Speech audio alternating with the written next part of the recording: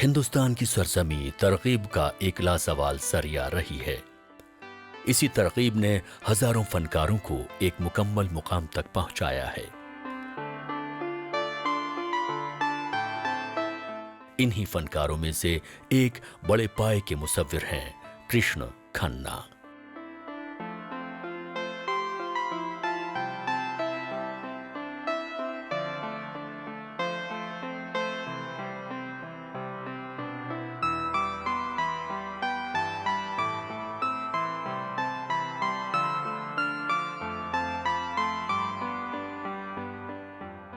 इन्हें अपनी जिद्दत पसंदी और मुसव्वरी में अपने अनोखे तजुर्बात और एहसासात के लिए जाना जाता है।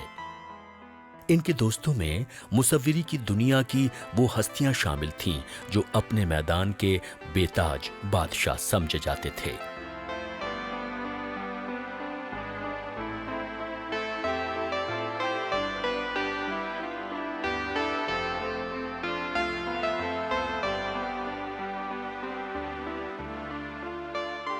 और ऐसे ही दोस्तों की सोहबत उनके अपने हासिल किए गए मुकाम का सबूत है। उन दोस्तों में हैं एम.एफ. हुसैन, तैयब मेहता, राम कुमार, सैयद हैदर रजा, सोजा, गायटविंडे अहम हैं। मुंबई में था तो मुझे मेरे ये यार लोग दोस्त बन गए, मैं मिल गया सूजा से और रज़ा से, हुसैन से, गायतुंडे वगैरह सारे मेरे दोस्त, और इनके साथ मेरी काफ़ी मुलाकात होती रही।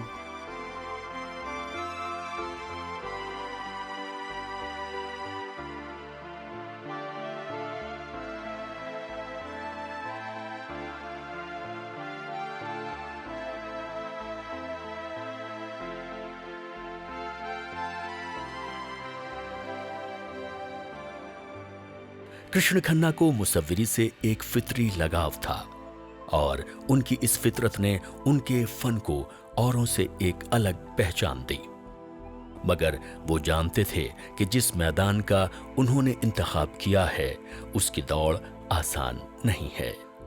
ये मेरे दिल में ज़रूर बात आई कि मैंने एक दिन पेंटर बनना है, लेकिन पेंटर बनना कोई खाला जी का घर नहीं था। It wasn't so easy.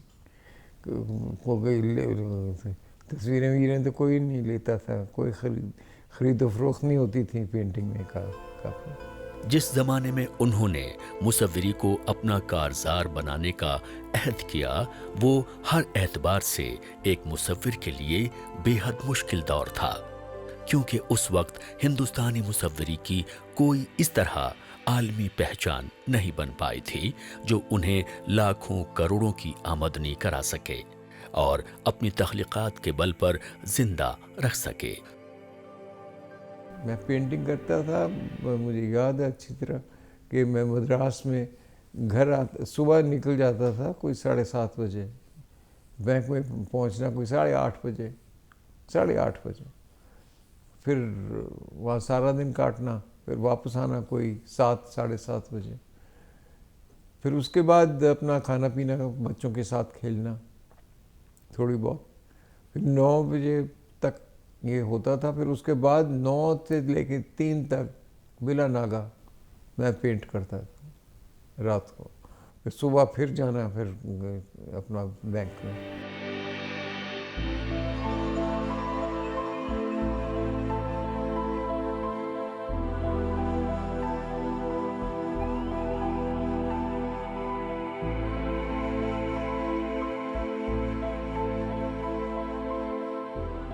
Krishna Khanna हमारे उन चित्रकारों में से हैं आधुनिकता के आयाम में जिन्होंने आकृति मूलकता और जनधर्मिता दोनों को जोड़ने की कोशिश की।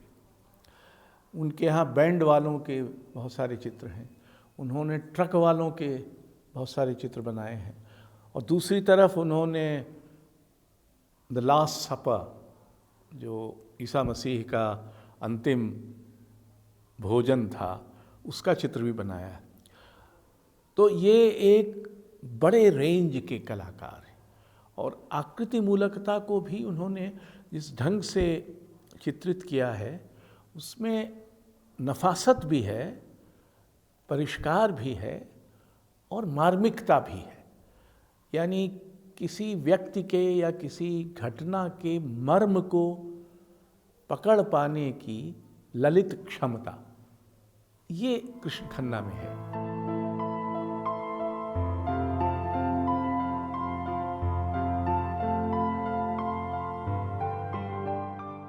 हालांकि उनके अकाबरीन ने इस मैदान में बड़े बड़े नुमाया काम सर अंजाम दिए थे, मगर नए और उभरते हुए फनकारों के लिए राह किसी भी सूरत आसान नहीं थी। लाहौर से तमाम आर्टिस्ट और क्रिएटिव लोगों से, तो इसका मतलब क्या है? बैंकिंग करते थे लेकिन दिल से आर्टिस्ट थे। एक समय ऐसा आया कि बैंकिंग छोड़ दी और फ्रीलांस आर्टिस्ट बन गए। उनकी सारी आर्ट इमीडिएट एक्सपीरियंस्ड रियलिटी से रिश्ता रखती है। एक्सपेरिमेंटेशन सरफेस पे, मीडियम में और सब्जेक्ट मैटर और थीम, इन सब में इनकी एक बहुत अहम क्वालिटी है। अब आप सोचिए कि बैंड वाले, सिंपल थीम लाइक बैंड वाला, could it become a complete theme for a series of paintings that he painted? बात ये नहीं थी कि बैंड वाला, बात थी उस बैंड वाले की साइकी, उस ट्रक वाले की साइकी, उस कॉमन आदमी की साइकी। मगर एक बार जो इस फनकार ने अपनी मंजिल मुतय्यन कर ली, तो फिर कभी दोबारा उस पर गौर नहीं किया कि उनका वो इंतखाब सही था या गलत। हाँ, वो जानते थे कि उन्होंने अपने दिल की आवाज सुनी थी और वो बस इसी के इशारे पर चलना अपनी जिंदगी का मकसद समझते थे।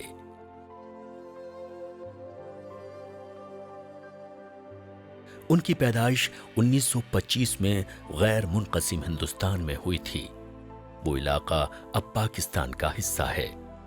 उस जिले का नाम लायलपुर है, लेकिन जब मुल्क आज़ाद हुआ और वतन अजीज के दो हिस्से हुए, तो वो अपने वालिदैन और आबाओ अजदाद के साथ हिंदुस्तान आ गए।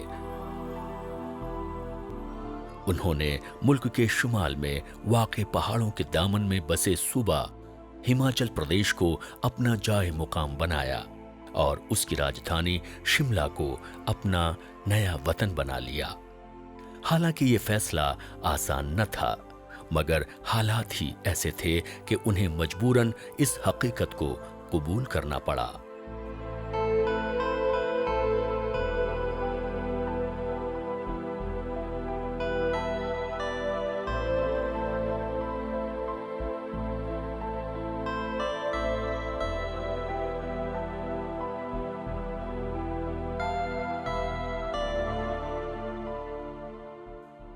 उनका मुसव्विरी की दुनिया में आगाज लाहौर से ही हो गया था, जब स्कूल की तालीम मुकम्मल कर लेने के बाद मायो स्कूल ऑफ आर्ट लाहौर के तालिब इल्म हो गए थे।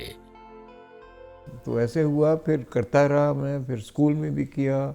स्कूल में फिर वो उनके इम्तिहान होते थे लंदन ड्राइंग सोसाइटी वगैरह के, तो वो मैंने वो भी किए। सारे लड़के करते थे करीबन, तो मैंने भी किए 2। फिर उसके बाद मैं वलायत गया, स्कूलिंग मेरी वलायत में भी थी, और वहाँ स्कूल सर्टिफिकेट जो है उसमें मैंने I took art as a subject and I studied. 7 paper थे उसके, जिसमें हिस्ट्री ऑफ आर्ट भी आती थी, यूरोपियन हिस्ट्री ऑफ आर्ट, और ड्राइंग पेंटिंग वगैरह भी सारे थे उसमें। तो वो मैंने किए और क्रेडिट मिला मुझे उसका। फिर गवर्नमेंट कॉलेज लाहौर में भी मैं करता रहा। वहां उन्होंने अपने लायक फायक असातिज़ा से फन की बारीकियां सीखी थीं, मगर मुल्क के तकसीम के बाद कॉलेज से उनका रिश्ता नाता टूट गया, जिसका उन्हें बेहद अफसोस भी था।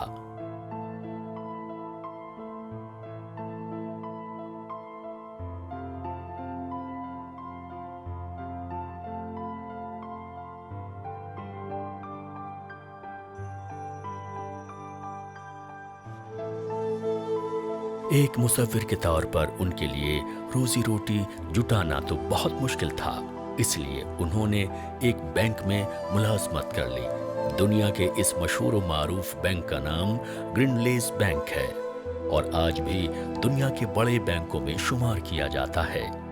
और उनकी नौकरी ने उन्हें मुंबई पहुंचा दिया। रोजी रोटी के लिए उन्होंने बैंक में नौकरी तो कर ली, लेकिन दिल तो एक मुसव्विर का था, इसलिए नौकरी में उन्हें घुटन सी महसूस होती थी। इसलिए अपनी नौकरी छोड़कर अपने अंदर कैद ख्वाबों को उड़ान देने के लिए दिन रात मुसव्विरी में मुलव्विस हो गए।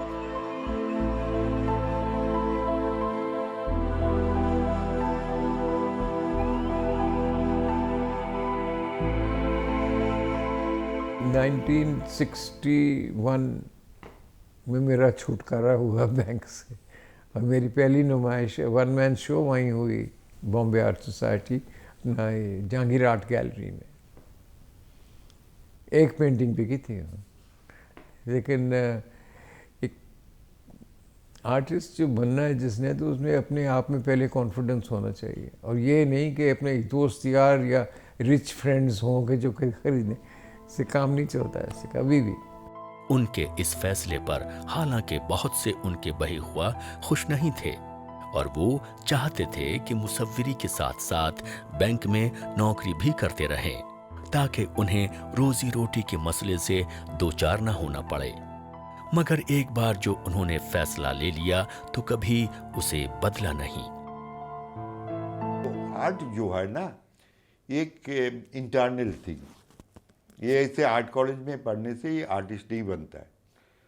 तो आपको एक अगर डायरेक्शन मालूम है कैसे चलना है, तो Krishna Khanna is such a person, उतना स्टडी किया, where Swaminathan also, and art का बड़ी में बहुत पढ़ा, ये किया, एंड उसका बाद उन्होंने देखो प्रैक्टिस करते करते ड्राइंग आ जाता है। कृष्ण खन्ना को काम देख के ये लगता है he used to take very simplified subject. जैसे उनका एक सीरीज था लेबर आर्ट, वो सीमेंट लेके जैसे लेबर आर्ट सब सफ़ेद हो जाता है पूरा बॉडी, ऐसे फिगर बनाया पहले, वो एक सीरीज बनाया। इसके बाद आपको मालूम है एक बैंड सीरीज किया था। इसके बाद वो भी ये कवाड़ा जो होता है शिप का, ये पानी लेके आता है, उसके ऊपर भी एक किया। यही उनकी पहचान और अपने फन से वालेहाना लगाव की दलील थी। उन्हें इस बात की खुशी थी कि उनके इस फैसले पर उनके वालिद मोहतरम की पूरी हिमायत हासिल थी। वो भी चाहते थे कि उनका बेटा अपने दिल की आवाज सुने, न कि दुनिया के दीगर लोगों की। मेरे पिता को शौक था, वो हिस्ट्री के प्रोफेसर थे गवर्नमेंट कॉलेज में लाहौर में, और वो जाते थे, वो उनको भी काफ़ी शौक था, वाटर कलर वगैरह करते थे, म्यूज़ स्कूल अवार्ड में जाते थे वगैरह। तो उन्होंने काफ़ी इनकरेज किया। हमारे यहाँ हर इतवार को हमारा एक जैसे जश्न बनता था, ड्राइंग, पेंटिंग, ये करना वो करना वगैरह वगैरह। तो मेरे पिता को काफ़ी शौक था।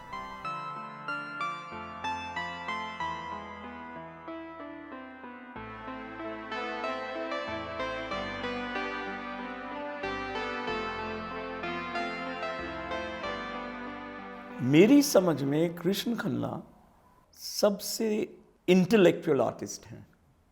वो बैंकर थे और पेंटिंग भी किया करते थे, और उनकी जो कला है उसमें आप देखेंगे कि मॉडर्निज्म की जो यूनिवर्सैलिटी है ऑफ इमेज, मॉडर्निज्म की जो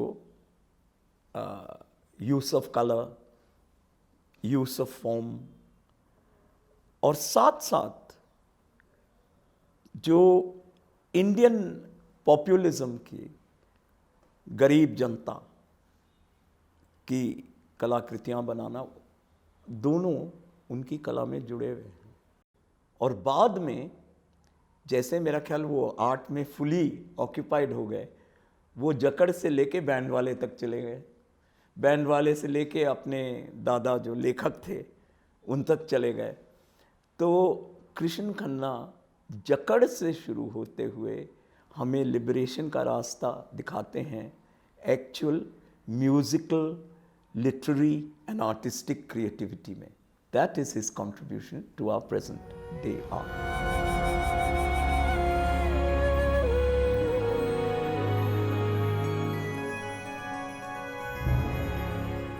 कृष्ण खन्ना ने अपनी आंखों के सामने वतन अजीज की तकसीम देखी थी और इसका दर्द झेला था. लिहाजा उनकी तख्लीकात में इस दर्द का आ जाना और नुमाया होना एक फितरी बात थी. उन्होंने ज्यादातर ऐसी तस्वीरें उस जमाने में बनाई जिसमें हिजरत, तकसीम और उससे पैदा शुदा अलमिये का असर साफ तौर पर देखा जा सकता था.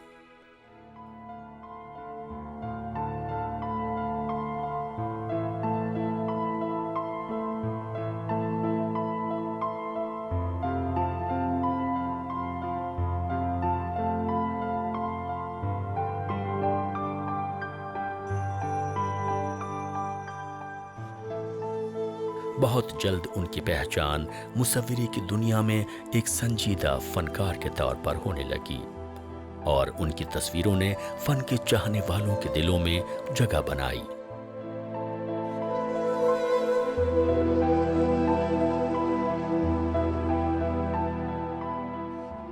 उनकी पहली अहम पेंटिंग जो फरोख्त हुई थी वो doctor Homi Bhabha Tata institute fundamental research Mumbai में मुनक्किद एक नुमाइश के दौरान हुई थी, जो बिलाशुबा उनके लिए एक बड़े एजाज की बात थी.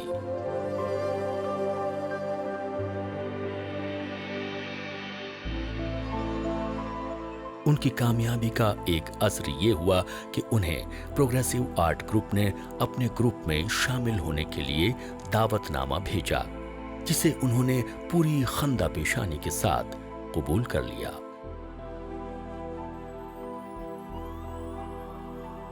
कृष्ण खन्ना लाहौर से एक तरह से विस्थापित होकर दिल्ली आए थे. उन्होंने बैंक की एक बड़ी नौकरी छोड़ी थी एक ज़माने में, जबकि नौकरी पाना ही इतना कठिन था, तो नौकरी छोड़ना तो बहुत ही मुश्किल की बात थी. अपने को चित्रकला को पूरी तरह से प्रतिबद्ध करने के लिए वो उन चित्रकारों में से हैं, सतीश गुजराल के अलावा, जिनके याद में भारत के बंटवारे का भी एक गहरा प्रभाव बना रहा, क्योंकि उन्होंने बंटवारे का जो त्रासदी थी वो भोगी थी. इसका उनके चित्रों पर, उनकी चित्रकला पर प्रभाव भी है. उनके यहाँ कुछ कहने की उतावली नहीं है, बल्कि जो कहना है उसको कहने का धीरज है. और ये कई बार ऐसे चित्रकार कलाकार होते हैं जो बहुत जल्दी कुछ कह देना चाहते हैं. कृष्ण खन्ना उनमें से नहीं है. उनकी बात को समझने के लिए, उसको ठीक से सुनने और देखने के लिए धीरज की ज़रूरत होगी. और उन्होंने, इसलिए वो धीमी लय के कलाकार हैं. किसी तरह की आक्रामकता से उनका वास्ता नहीं है, जैसा कि सूजा का था. सूजा एक आक्रामक कलाकार है, वो आप पर फौरन हावी होना चाहते हैं, लेकिन कृष्ण खन्ना उनमें से नहीं है. और मैं समझता हूँ कि ये सौभाग्य की बात है. 1962 में उन्हें मुसव्विरी के मैदान में उनके गिरां कद्र खिदमात के लिए रोकर फेलर फेलोशिप से नवाजा गया. साथ ही वो 1963 से 1964 के दरमियान अमेरिका की राजधानी वॉशिंगटन में वाक़े एक यूनिवर्सिटी में आर्टिस्ट ऑफ द रेजिडेंस के तौर पर मुकीम रहे. साथ ही उन्हें मुसव्विरी की तालीम देने के लिए बतौर उस्ताद भी अमेरिका की दीगर यूनिवर्सिटियों में बुलाया गया, जो उनकी इस दुनिया में खुसूसी शनाख्त की दलील थी, क्योंकि उनके पास यूनिवर्सिटी में पढ़ाने के लिए बाज़ाब्ता तौर पर कोई ऐसी डिग्री नहीं थी जो उस काम के लिए ज़रूरी समझी जाती थी. यंग आर्टिस्ट भी उनकी कलेक्शन में है, जो जो वो तब कुछ सपोर्ट के लिए खरीदते थे, कुछ उनका पैशन था, कुछ एनकरेजमेंट थी दूसरे आर्टिस्ट की, और ये क्वालिटी जो होता है ये बहुत कम आर्टिस्ट में होता है। उनकी तस्वीरों की जहां कई दूसरे फनकारों की तस्वीरों के साथ दुनिया के मुख्तलिफ मुकामात पर नुमाइश रखी गईं, वहीं उनकी कई सोलो नुमाइश भी मुनक्किद की गई।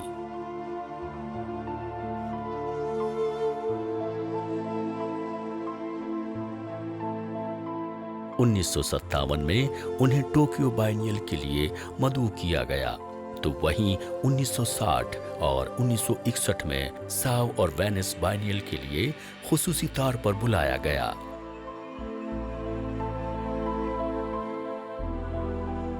वो हिंदुस्तान की मुसव्विरी के लिए काम कर रहे बेहद अहम इदारे ललित कला अकादमी से भी जुड़े रहे। वहां उन्होंने कई अहम ओहदों पर काम किया और अपने तजुर्बात से इस इदारे को काफी फायदा पहुंचाया।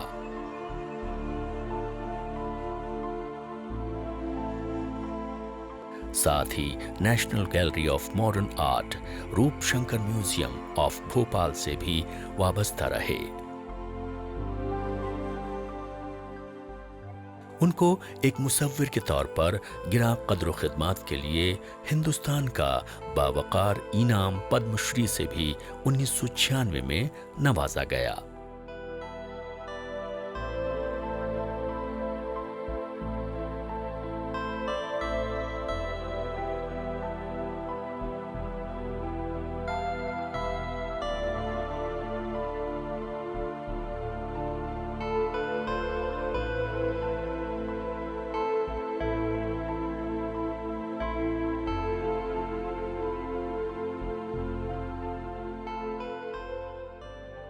उनके लिए मुसव्विरी की रिवायती दुनिया से इन्हिराफ करके एक नई राह निकालना आसान नहीं था।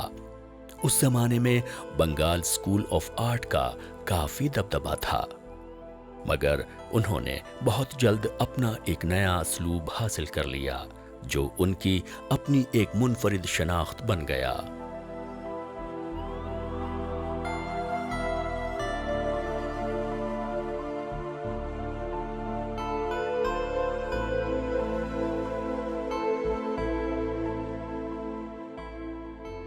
बकौल उनके, मुझे बंगाल स्कूल में ज्यादा दिलचस्पी नहीं थी और मैं मुसव्विरी की किसी जादुई दुनिया में खुद को महदूद करके रखना नहीं चाहता था। मुझे जिंदगी के जिंदा और तकलीफ दे हक़ाइक़ ज्यादा अपनी तरफ राग़िब करते थे और मैं जिंदगी की खुरदुरी और तकलीफ दे सच्चाइयों को ही पूरे एहसासात की शिद्दत के साथ उतारना पसंद करता था। उनका मानना था कि चीजें अपने फितरी रंग से वक़ू पजीर होती हैं और इंसान को ये कोशिश नहीं करनी चाहिए कि वो इसे अपनी मन मर्जी के मुताबिक वजूद में लाए। उनकी तस्वीरों की गहरी मानवियत ही उन्हें जिंदा फनकारों की सफ में बड़ी कामयाबी के साथ ला खड़ा करती है।